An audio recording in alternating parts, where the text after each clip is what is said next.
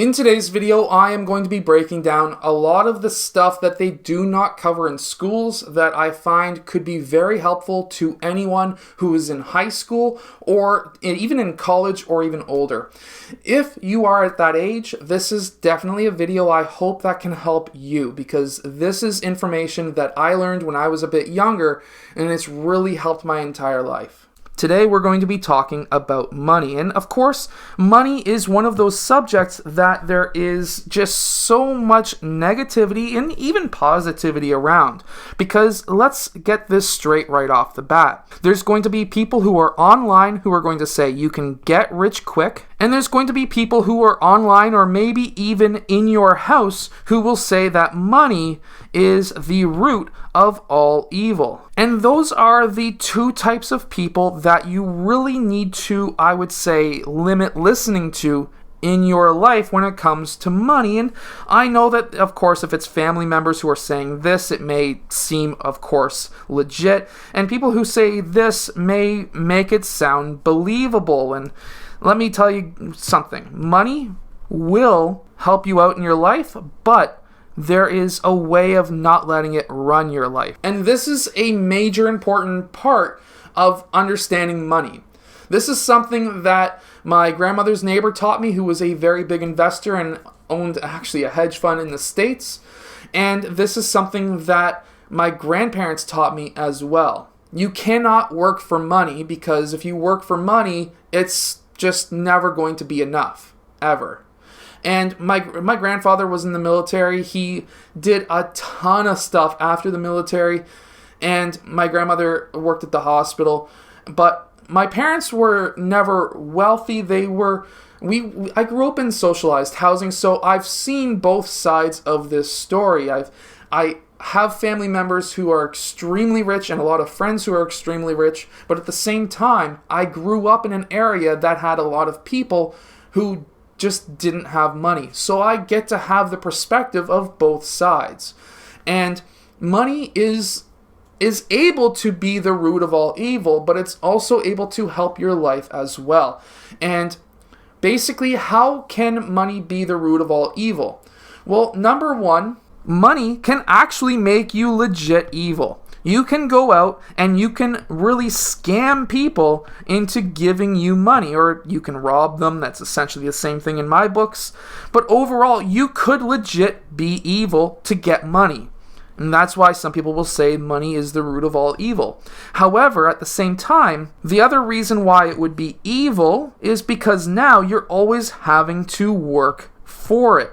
And working for money is not fun. And the reason why it's not fun is because when you're looking at a job, there's only so much time that you can work. If you're in high school right now, you can generally only work maybe 4 hours a day, and usually a maximum of 20 hours a week or less. And when you start working for your money at an earlier age, there's a few issues that pop up. You're now losing the ability to maybe play a sport that you love. Maybe you're losing the ability to do as much homework. Maybe you're losing sleep, so that now when you're going to class, you're sleeping in class. That is not a good thing. That is actually leading to just even more stigma about money being the root of all evil. And the school system is, in my opinion, not teaching money the way that they should, because at least here in Canada and what I've heard about the States, they're not teaching money at all. And what money can do for you is totally different than what the school system is teaching. Because what the school is teaching is this. They say that you need to get an education, and then later on, after you get your education, you can get a job, and then after you get a job, you get to save your money, and then you get to retire. And I never understood the fact that we're always working to get retired. That is the goal of everybody. And this was the goal of even my parents. They literally worked their butts off their entire lives just so that they could retire happy. And I'm going to tell you right now, retirement is not always a happy time. My uncle, as an example, passed away at the age of 65. He really he legit only got his retirement pension from the government for 1 month. He didn't get to retire. My father is 65 and he's gone blind. Retirement is not always a happy time. When we're looking to work our entire lives, generally from the age of 20 all the way to the age of 65, you're looking at 45 years of working every single day other than weekends, and you're living for the weekends just so that you can retire for the potential of being able to live afterwards. And I've had 11 friends so far who never even made it to the age of 30. So we need to change the game. We need to change everything. Working a job is okay. If you want to be a doctor, you're going to need an education. And if that's something that you want to chase, if you want to be a killer I shouldn't say killer, but amazing doctor, then you're going to need to have an education. You're probably going to need to go into debt to get that education. If you want to be a mechanic, you're pretty well forced to have to go and take a mechanic class. If you want to work on cars and work at a garage, then that is one route that you would need to take. However, it's not the be-all, end-all to get an education. And I have an education, don't get me wrong. I went to Mohawk College. I'm an educational assistant on paper. I never worked a single day as an EA. This is I've done many, many different things in my first 31 years of my life. But when we're talking about money as an education, we need to have money work for us. So whether you have a job or you own your own business, we'll call that self for self-employed. You need, out of 100% of your income, you should be putting away minimum, at working age, minimum of 20%. Now you're probably saying, well, 20% is a lot of money. Well, there's actually a rule called the 50-30-20 rule, where 50% of your revenue, or your earnings, I should say, 50% of your earnings should go towards your needs. A house, maybe a car, things that you definitely need to be able to make money and to live. Food is another need. However, 30%, the rule states that 30% can be going towards your actual wants and desires, like let's say a Mustang, like what I've got. Then 20% goes into your savings or your investments. And depends on your age how much, in my opinion, you should be putting away. If you're in high school still, you should actually be putting away at least 50% of your income into a savings account, or if you've got parents who can sign off, an investment account. Because if you have 50% invested at a younger age, or at least saved at a younger age, while you're still living at home, that's going to give you the ability to be able to do stuff later on. Because we really want money to work for us. And that is what I learned from my grandparents. And I learned a lot of investing stuff from my grandparents' neighbors. But my grandparents, they worked their butts off and they were able to have a comfortable retirement where every single year they went down to the States, down to Florida, and lived down there for like 2 or 3 months. And they were able to go to Hawaii multiple times, which is a very expensive trip. And they were able to essentially have a comfortable retirement, but they still worked up until that point. But my grandfather was putting away every penny that he wasn't spending on something that he needed into savings and investments and things like that. And that's the mindset of that older generation. So my grandfather, if he was still alive right now, he would be around just over 100 years old. And he went through the Great Depression. And one of the things that he always said, what he learned during that time, was something that kids are starting to learn today, actually, is we should not be spending a lot of money on our needs. Anything that goes toward, our wants. Anything that we want, we shouldn't be spending our money on. If you want to have that big fancy car, do you really need it? Do you need a Ferrari? Because that $100,000 could actually work for us. And I'll give you an example. Now, of course, $100,000 is probably out of the reach for a lot of you at the high school level, and you probably look at it and say, I'll never be able to attain that. And I'm going to tell you that you can. Never say never. But at $100,000, if you can invest in something like TD Bank, just as an example, and that pays a 4.5 dividend. That means out of $100,000, you actually make around $4,500 a year. Or if you were to invest in something that's a little bit higher dividend, something like a ZWK, which is an ETF, you could get around 6.5%, and that would be then worth about $6,500. Now, of course, there's different risks versus these two types of investments, but you have to do your own research. But this is what I'm talking about, making money work for you. And making money work for you is actually a very good strategy that you can implement in your entire life. Because when you actually look at the money that you're about to spend, let's say 31 years old like myself, and you look at a PlayStation 5 and say, how often am I going to play that? And the amount of time you're going to play it is maybe once a week. At that point, you're like, okay, well, that's $1,000. That could literally make me $60 a year just sitting in an investment, plus whatever the 2 or 5 or 10% it's going to increase every single year. It's actually costing me more money to have that system than it is to actually have my money invested, where now I can use that invested money for something else or even for the system itself in a couple of years. So what I'm trying to say is, obviously there's things that we need to do. We need to be able to relax. We need to be able to have wants to be able to relax. But can we be able to eventually pay for those wants that we have with investment income? And I've been able to grow a massive investment portfolio, and I know you can too. So something that came to my mind recently was kids in high school, like myself when I was in high school. We used to think that being in the top 1% meant that you were making millions of dollars a year. And that's actually false. To be in the top 1%, you actually only have to make $250,000 a year. And obviously me saying only may make me sound like an idiot, but at the same time, that's a lot of money and very hard to make. Only 1% of Canadians make that. However, I'm going to tell you right now, not all people making $250,000 a year are having a good life. I have a few friends who make that amount of money. I have a few family members who make that kind of money.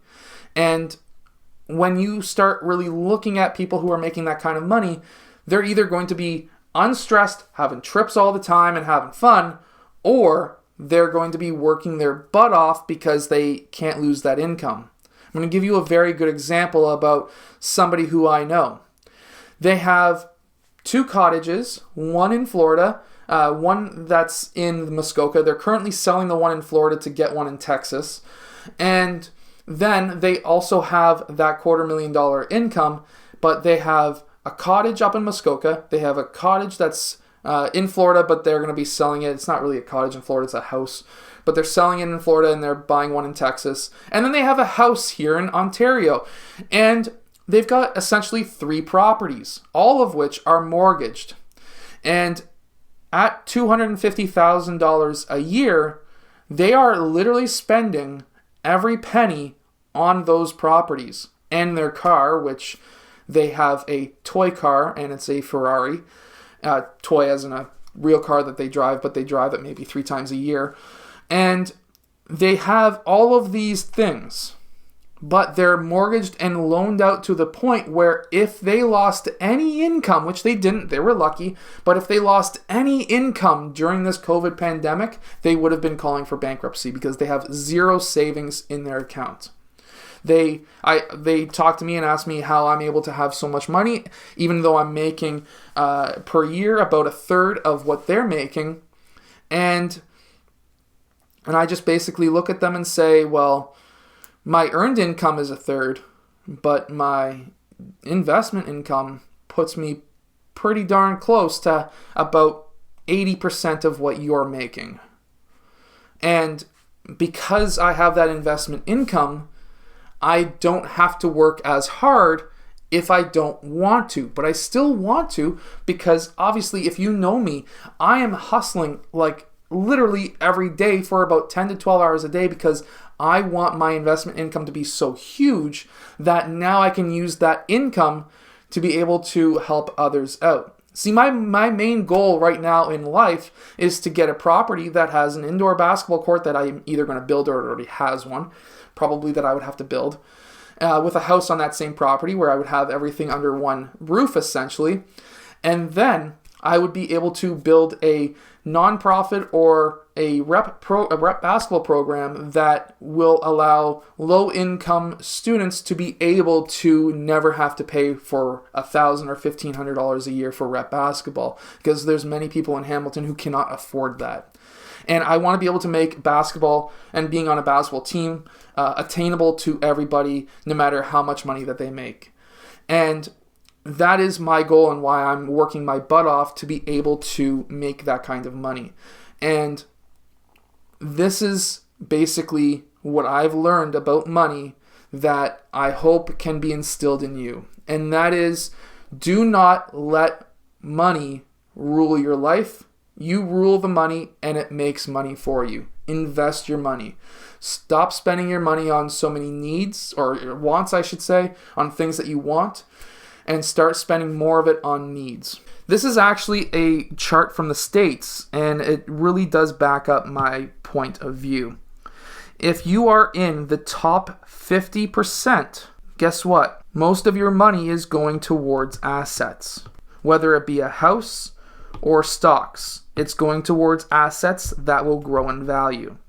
Meanwhile, the bottom 50%, which is those people making under $36,000 a year in Canada, because our percentages are similar, a little over 10% is going towards housing needs, or at least as an asset. I'm not talking about rent, I'm talking about as an asset, and literally non-existent when it comes to stocks. There's two things that pay us. A house technically pays us because it goes up in value, and if you're renting out rooms and things, it's a fantastic way to make money. And of course, there's stocks. And look at how stocks go when it comes to the more money that you make. If you're in the top 90% bracket, which means that you're basically between 50 and 90% more earnings than the bottom 50, or just generally overall, only 10% go towards stocks. Meanwhile, when you start growing your income, you start investing more and more into stocks. If we can get people to, at the younger ages or even at the lower income, to invest more into stocks, and instead of putting money into their wants, then that wealth gap can close. And I understand that there's kids who are in high school who will be looking at this saying, well, I'm never going to be making more than my parents. I'm never going to be making more than the average.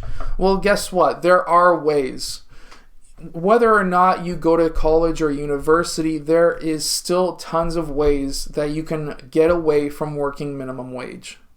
See, the school system is built to create workers. As we've seen with the current issues when it comes to people wanting to work and more people leaving their jobs because of COVID, we now see that the economy needs people to work.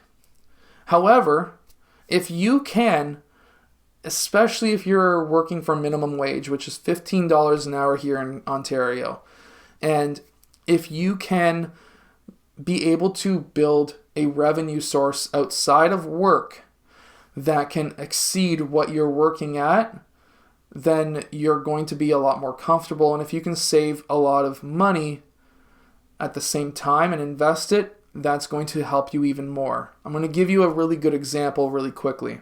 And I'm going to give you my biggest mistake. My biggest mistake was I worked a regular job for 5 years. In those 5 years, I was able to invest enough money, and I was able to build my external revenue to the point where I was making 2 times more than what I was making at my job. I also had invested and saved, I guess you could say, about 4 years worth of income from those 5 years that I worked. Obviously, you're saying, well, how did you do that? Well, during that time, I was living with my parents. I didn't have to pay much at all other than a little bit of rent and some utility costs. And I put most of my money away into savings and investments. And then what I was also able to do was put the money I made from my business also away into savings or reinvesting into my business. What is my business? Well, it's actually, I do everything. I'm a I'm sole proprietor, sorry, which basically means I run my own business. I don't pay corporation costs. Eventually I probably will so I can get a deal on taxes. But I don't have a corporation. I work for myself. How it all started was basketball skills training. Of course, in high school I had technically a regular job that I don't calculate here for, but I had a regular job. I worked at the YMCA as a basketball teacher. And I had players and parents who were wanting me to train their kid one-on-one afterwards, and that kind of built just basically on top of each other, where I got to a point where I basically was able to leave the YMCA and run a basketball training business, which then I got injured at the same time. It's a very long story, but after my recovery, I started training players again, and then that's when a friend of mine told me, hey, you could start a YouTube channel. And that's when my life changed. And I was able to build my YouTube channel as well as my basketball training business. And now I have 4 YouTube channels that are monetized. I have a gaming channel, I have an investment channel, which is this channel, I have a football channel, and my main basketball channel that's close to 70,000 subscribers. And with that income altogether, I make around $10,000 a month. Obviously, some months are $1,000 or $2 less and $1,000 or $2 more, but generally around $10,000 a month. And when it comes down to it, that is my technically earned income. But I also have investment income at this point too. And my investment income is starting to get closer. It's like a quarter of my earned income, but my earned income really isn't earned income either if you really think about it, because YouTube earnings, I'm making this YouTube video, it's gone on for well over 20 minutes already, but if you can find ways to be able to build a business around something that gives you essentially passive income, something where you work on something one day and it'll give you returns over a lifetime, that's going to be really beneficial to you. That could be a social media channel. That could be a social media channel like a YouTube channel where you sell PDFs, anything. And if you can get that, you can have a baseline income and then you can have worked income on top of it. You're going to be doing extremely well. And remember, invest your money.